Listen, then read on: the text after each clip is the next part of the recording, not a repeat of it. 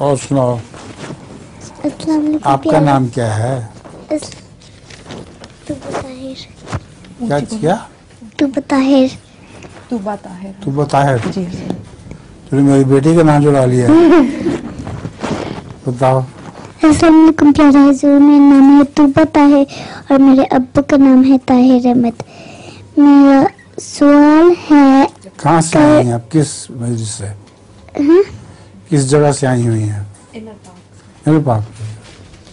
सवाल है, जब हम दूसी पढ़ते हैं क्या हमने सर पे दुपट्टा पहनना होता है? कहती हैं कि जब हम दुरूद शरीफ पढ़ते हैं तो सर पे दुपट्टा लेना होता है, जरूरी। किसको?